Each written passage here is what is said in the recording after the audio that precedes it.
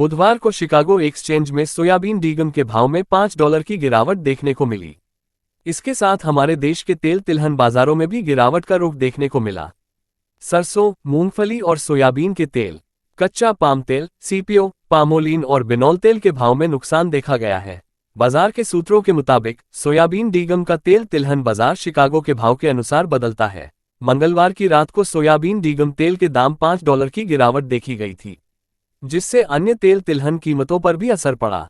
इसके अतिरिक्त ब्राजील और अर्जेंटीना से आने वाली सोयाबीन फसल अप्रैल-मई में उपलब्ध होती है, जबकि अमेरिकी सोयाबीन फसल का आवक अक्टूबर-नवंबर में होता है।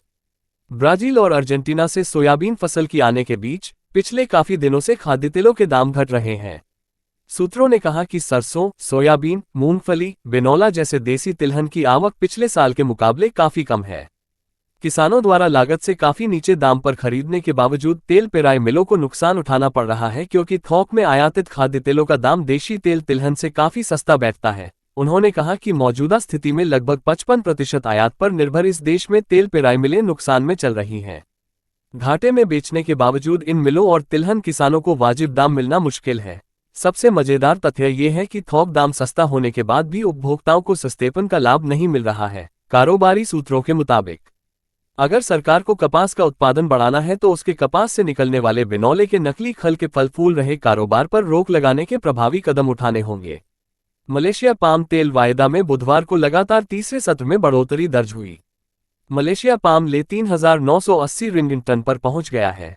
दरअसल पाम उत्पादक क्षेत्रों में मौसम गर्म होने के साथ ही बीते दिनों से समुद्री मार्ग में जारी गतिरोध खत्म होने से पाम उत्पादक देशों से फिर से तेल का निर्यात बढ़ने की उम्मीद जागी है।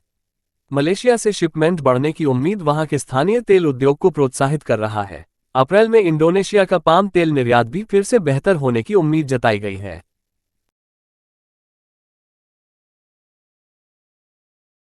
नमस्कार साथियों, आदिशक्ति सर्विसेज के YouTube चैनल में आपका स्वागत है। वीडियो को लाइक करें और शेयर करें। हमारे चैनल को सब्सक्राइब करें और घंटी की बटन दबाएं। मलेशिया पाम तेल वायदा में बुधवार को लगातार तीसरे सत्र में बढ़ोतरी दर्ज हुई। मलेशिया पाम ले 3,980 रिंगिट टन पर पहुंच गया है। दरअसल पाम उत्पादक क्षेत्रों में मौसम गर्म होने के साथ ही बीते दिनों से समुद्री मार्ग में जारी गतिरोध खत्म होने से पाम उत्पादक देशों से फिर से तेल का निर्यात बढ़ने की उम्मीद जागी है।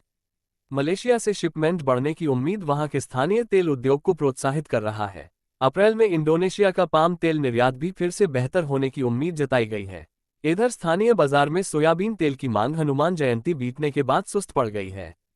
इससे बुधवार को स्थानीय बाजार में नीचे में सोयाबीन रिफाइंड तेल ₹3 नरम पड़कर ₹945 हो गया।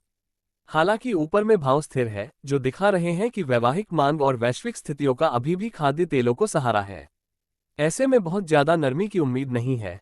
गुजरात की ओर से मूंगफली तेल की आपूर्ति अटकने और वहां प्लांटों की ओर से भाव बढ़ाने से इंदौर में मूंगफली तेल में तेजी जारी है।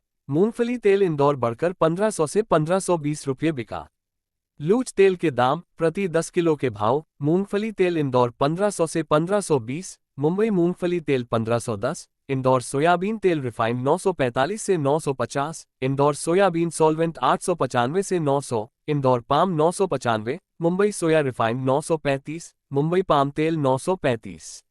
राजकोट तेलिया 2360, गुजरात लूज 1475, कपासिया तेल इंदौर ₹940 प्रति 10 किलो के भाव रहे।